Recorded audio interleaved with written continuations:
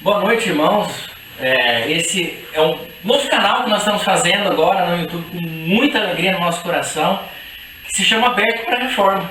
Nós estamos aqui, meu nome é Arlen, a missionária Mariana, o Neto. Nós somos membros da Igreja Presbiteriana de Olímpia e estamos aqui hoje para falar sobre o nosso cotidiano, né? De uma forma descontraída, de uma forma que todo mundo possa entender, acessível a todos aqueles que se interessam em diversos assuntos, tanto fora como dentro da igreja, e como que é visto aos olhos da teologia reformada. Então, com muito orgulho, esse nosso primeiro vídeo que nós estamos fazendo com um tema muito interessante. Então se liga aí que esse é o Aberto para a Reforma.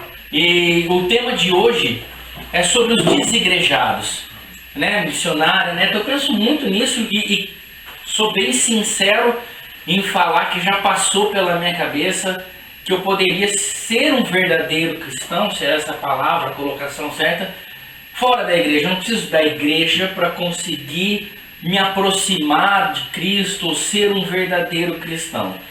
Então eu queria saber de vocês, né? Inclusive também tem algumas coisas que eu penso a respeito, começando pela missionária, qual é a palavra missionária que a gente pode refletir em cima desse tema. Bom, boa noite, galera. É o seguinte, esse tema é muito amplo, mas nós podemos começar pensando um pouquinho sobre o que a Bíblia diz a respeito da igreja. É claro que hoje em dia nós enfrentamos vários problemas e hoje nós estamos lidando com essa onda dos desigrejados. E igreja nada mais é do que a reunião do povo de Deus, unidos em Cristo Jesus para adoração, para serviço e para transformação mútua, né? Então, se a gente caminhar um pouquinho na história do Antigo Testamento, do Novo Testamento, nós vamos ver a ênfase que Deus dá com relação à comunidade, à união de seu povo. Um povo só, chamado, escolhido, eleito pelo Senhor para caminhar junto e para caminhar servindo e buscando a Deus em comunidade, em união. Então, realmente é um tema relevante, interessante para todos nós. Todo mundo já passou por isso, todo mundo já se decepcionou com a igreja. A igreja não é perfeita, nunca foi. Não vai ser nessa terra, mas nós precisamos pensar um pouquinho o que a Bíblia diz a respeito disso e não o que nós pensamos a respeito disso nas nossas decepções com a igreja, com os homens e com a liderança eclesiástica, a liderança da igreja nesses dias. Legal, eu já, igual eu já falei, já passou pela minha cabeça. Inclusive eu vivi durante um tempo, não foi muito, não foi nem um mês para falar a verdade, mas durante esse mês eu refleti muito que eu poderia, talvez, com o crescimento da internet, eu poderia assistir os cultos na minha casa, junto com a minha esposa, ensinar ao meu filho as doutrinas dentro de casa, porque o pastor está falando pela televisão. Hoje o culto, você vai lá e entra no site de qualquer igreja um pouquinho mais estruturada, você já vai saber que essa igreja tem essa transmissão ao vivo, todos hoje buscam isso. Então eu falei, vai dar certo, lógico. Mas para mim, para minha esposa, particularmente, não deu. Porque nós sentimos falta da comunhão, né? Do estar junto com pessoas, assim como para nós, particularmente, uma igreja muito grande nos incomodou, ficar sem igreja também nos incomodou bastante, né? Então, nós passamos por aquela fase que a missionária já até falou, a igreja não me agrada, vamos mudar de igreja, aquela outra igreja, o irmão daquela igreja não me agrada e vamos mudar. E no final nós sentimos muita falta, nós sentimos e chegamos a pensar, é uma ação do Espírito Santo, é Deus falando com nós de alguma forma? Aí eu acho que entra já nisso tudo, que nesse começo que a missionária passou. Não sei, Neto, se você chegou a passar por isso também, ter essa dúvida, ou conheceu alguém, o que você acha? Então, eu sou o Neto, nem lembro se vocês falaram que isso aqui está sendo bem assim, na hora, bem espontâneo mesmo. A gente está aqui começando mesmo. E eu passei por isso por 3 anos, né? Fui desigrejado, assim, entre aspas, por 3 anos. Mas eu não fui do movimento desigrejado, né? Porque eu vi numa apresentação de um pastor até da nossa igreja, né, o Nicodemos, ele falou que existem, vários pastores falam isso, né? Vários que estão analisando falam que existem vários desigrejados, aqueles que saem por uma decepção ou por uma situação qualquer particular que aconteceu ali, que não foi possível continuar, ou te desagradou em outro caso, e outros motivos. E tem um movimento, né? Um pessoal que é contra o congregar numa igreja, né?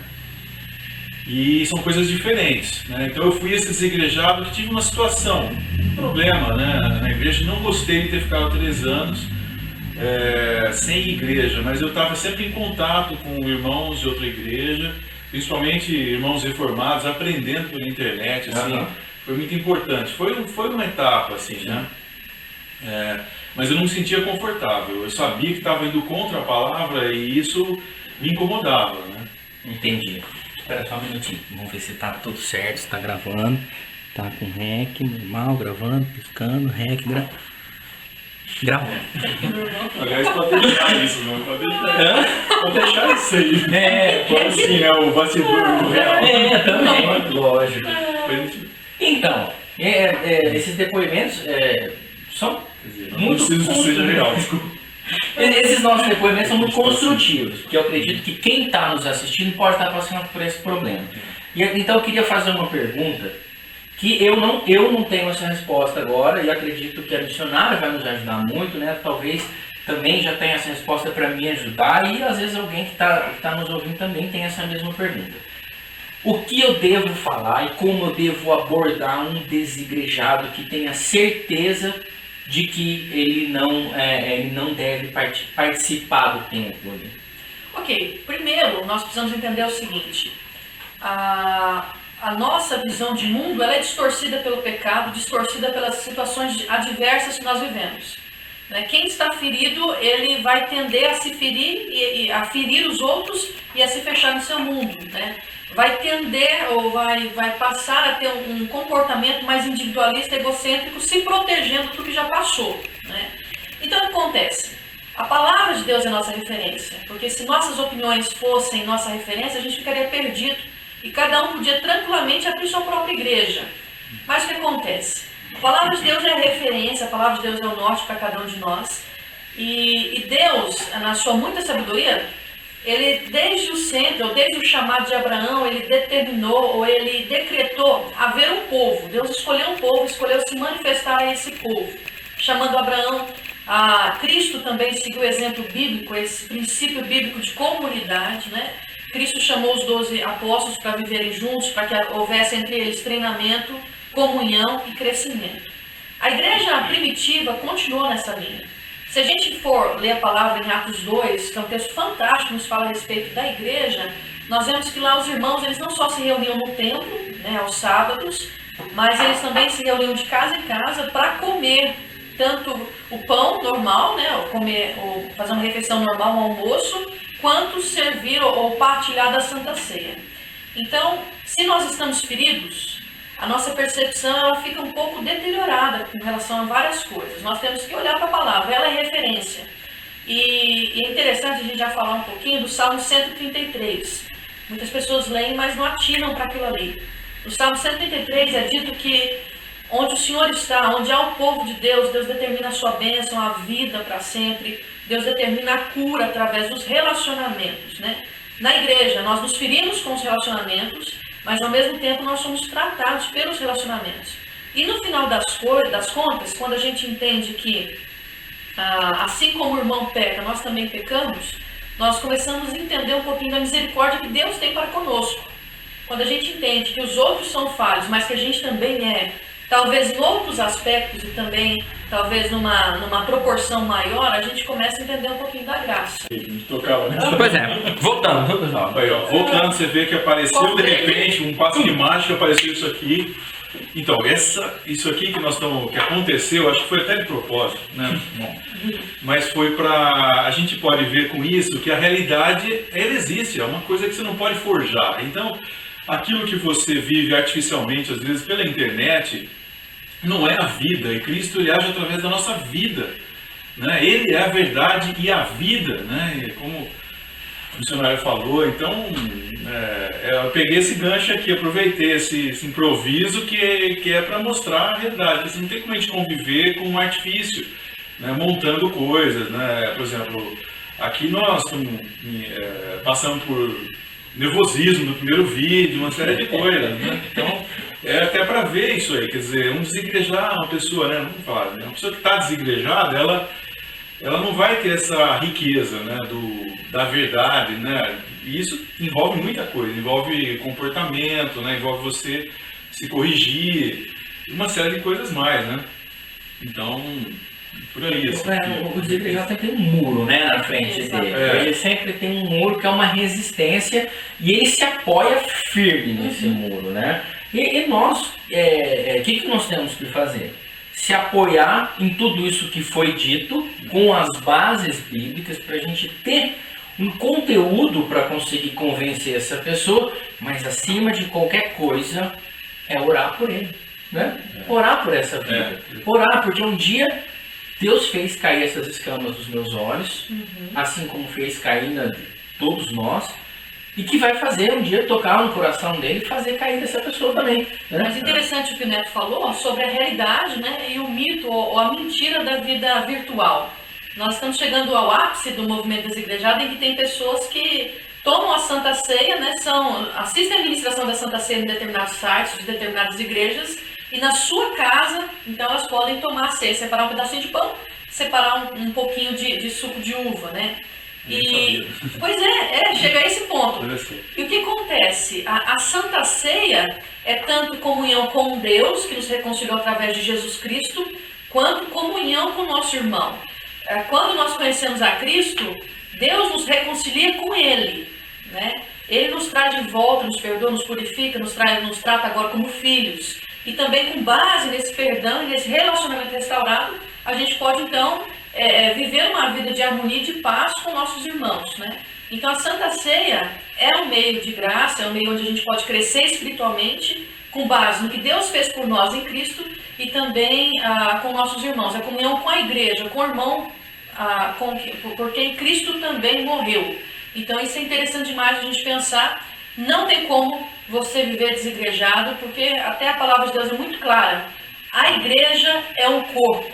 Nenhum membro de um corpo ou nenhum órgão de um corpo sobrevive sozinho, sem a irrigação do sangue, do oxigênio. A tendência é morrer, apodrecer e definhar. E assim é com quem insiste pela dureza do coração, pelas feridas da vida, em permanecer sozinho, sem estar ligado com o corpo, com a igreja do Senhor.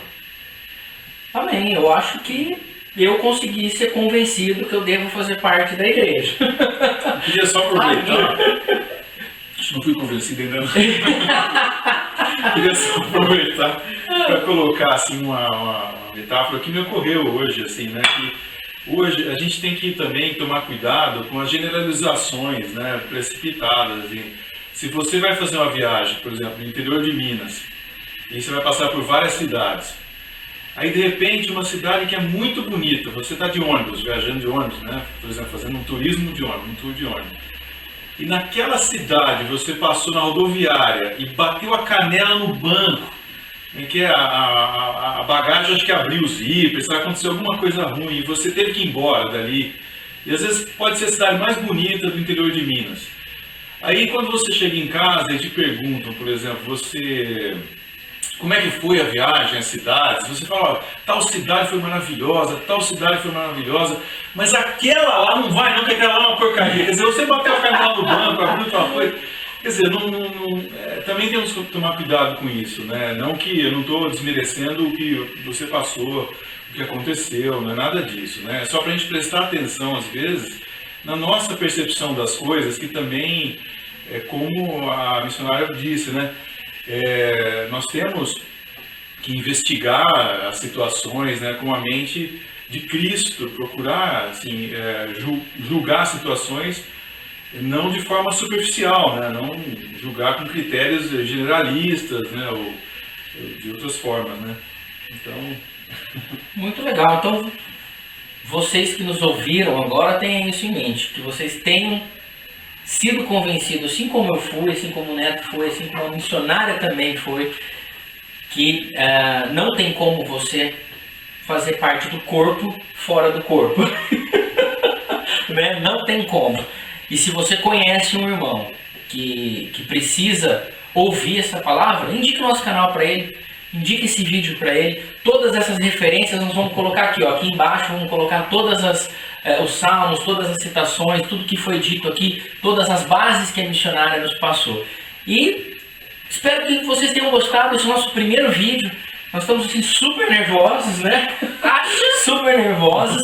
E a gente aguarda agora de vocês qualquer sugestão, porque nós já temos alguma coisa guardada.